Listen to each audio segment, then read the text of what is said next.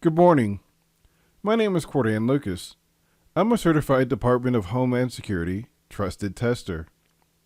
I am the Compliance and Remediation Specialist for Optimal Solutions Group.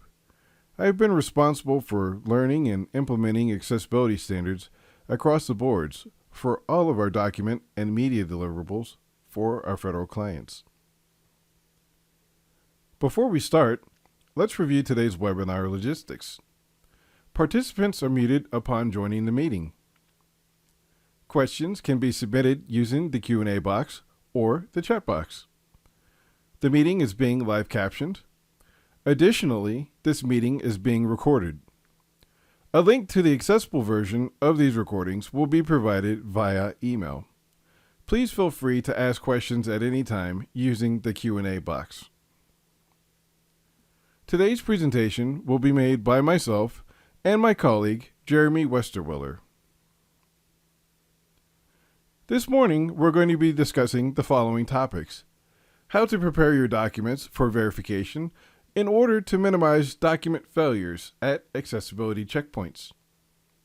What 508 standards should you follow? Interpreting graphical elements and tables for vision-impaired users. And finally, considerations for hyperlinked lists and glossaries. Before we get started, we would like to launch a quick poll. What current accessibility standard is your agency, business, or school following? Currently, these are the most common standards that are tested for. What I have found over the years is that different agencies have different requirements for what they consider to be acceptable. Knowing what standard that you have to make your document compliant to is important to creating a document that is able to pass verification with the least amount of post-editing remediation. For instance, if you are producing a document for Department of Health and Human Services, you will use the HHS rule set. The HHS rule set is very stringent for many document characteristics. An example would be 3 rules that are applied for naming a document.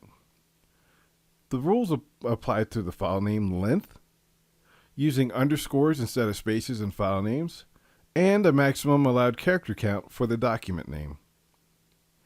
Another example of a difference between HHS rules and 508 verification would be allowed font types and size.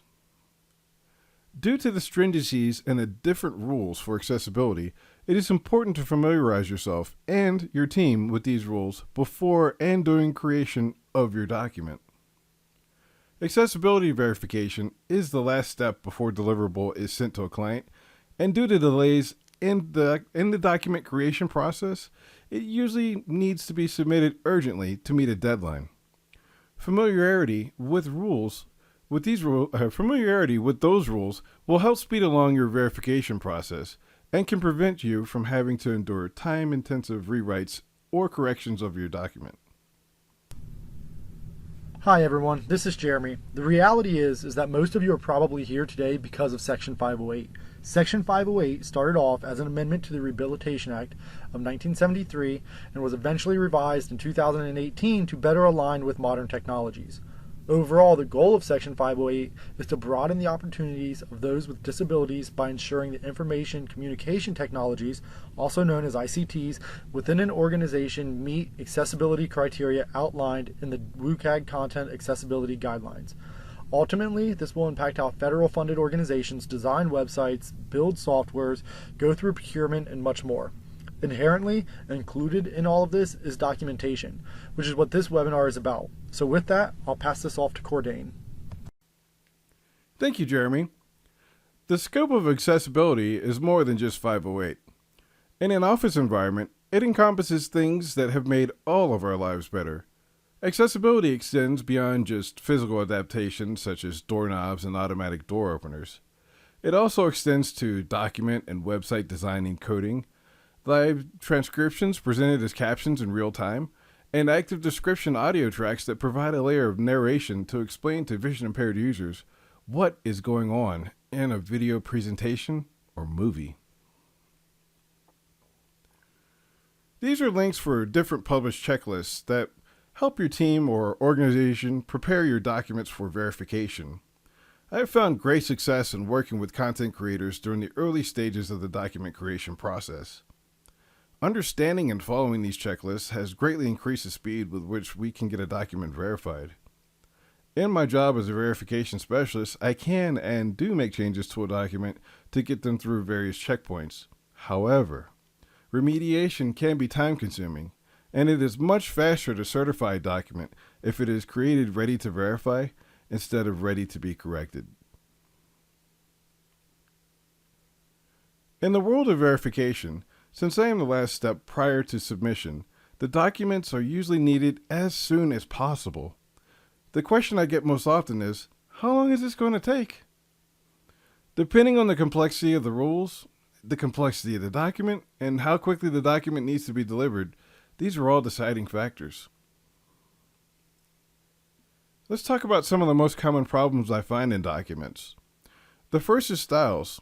Many content creators look at the styles in Word and use them in a purely aesthetic manner, not realizing the heading levels are one of the means that a screen reader uses to navigate documents. I will often find that someone likes the way that a font looks for heading 2 style and they will use that throughout the document, not realizing that they skipped a heading level or they will have multiple examples of a heading 1 style throughout the document, where there can only be one heading 1.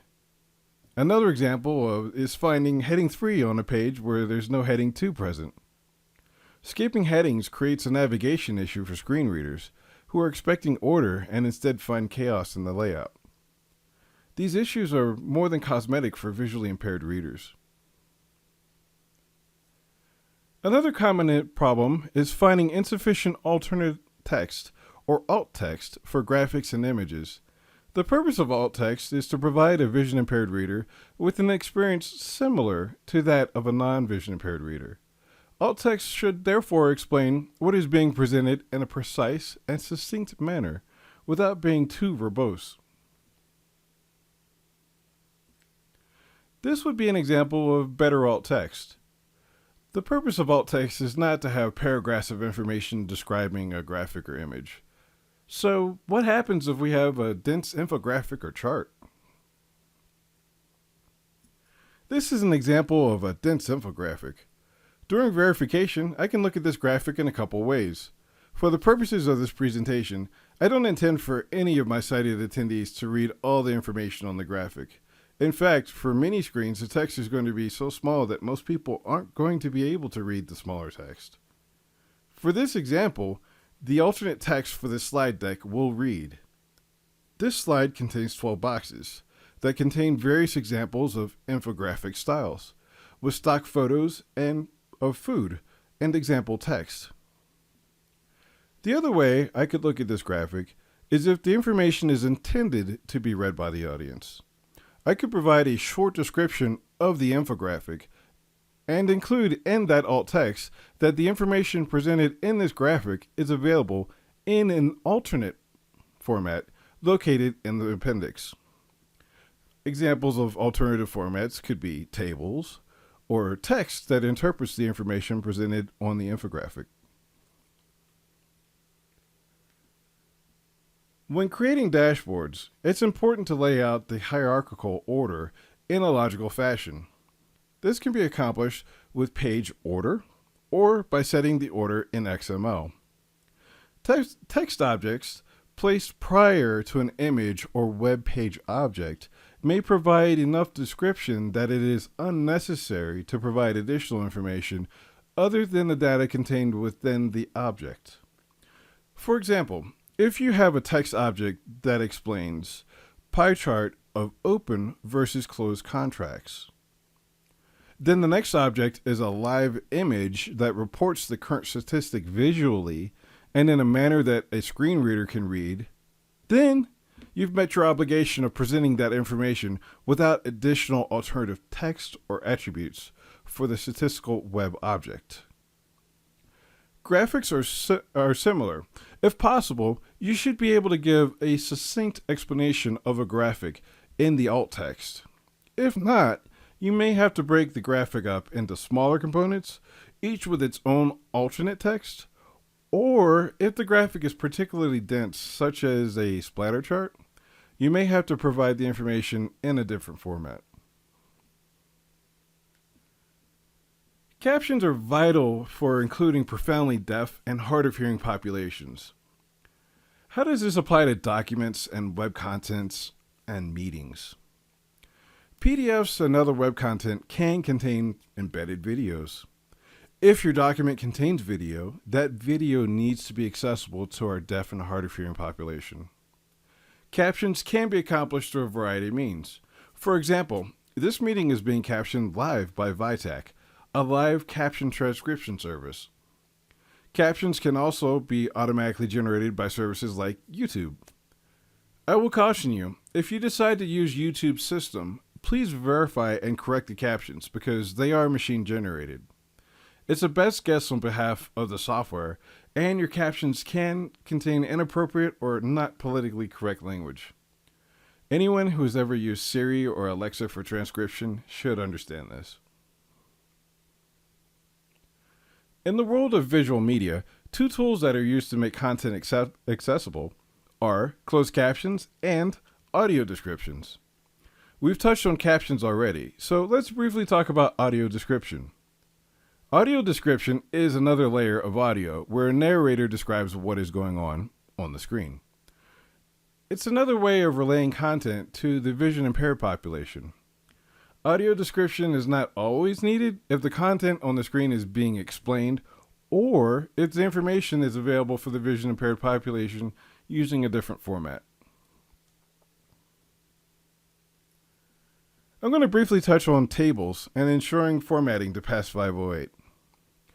All of the 508 standards are going to look for table headers. Each row of information should ideally have either a column or row header or both. This helps screen readers navigate the information without just reading a long series of numbers or information without any context.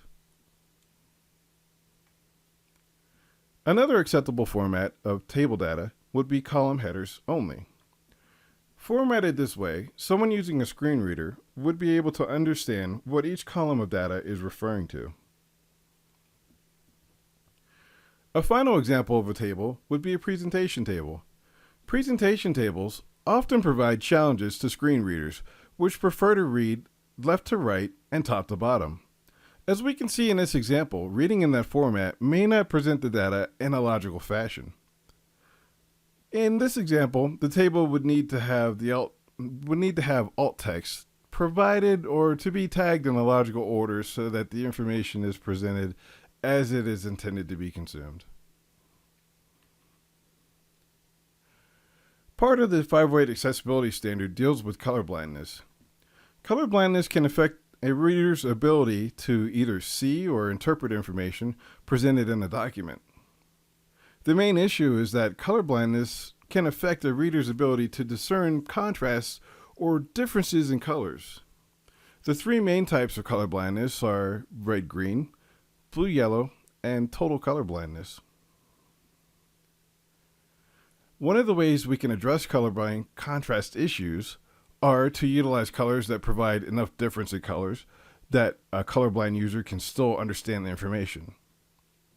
One of the key areas where color can deny someone access to information would be to have someone with red-green colorblindness miss text that was formatted as red or against a red background in such a way that it lacked enough contrast for them to be able to interpret it. So, how can you check to see if your document is potentially excluding colorblind readers prior to submission for verification? One of the easiest ways is to print your document in black and white with low resolution settings on your printer. If you can't tell the difference between the various shades of gray or if it's hard to distinguish, you will either need to change your color palette or add patterns or gradients to your graphic that allow the data to be clearly understandable.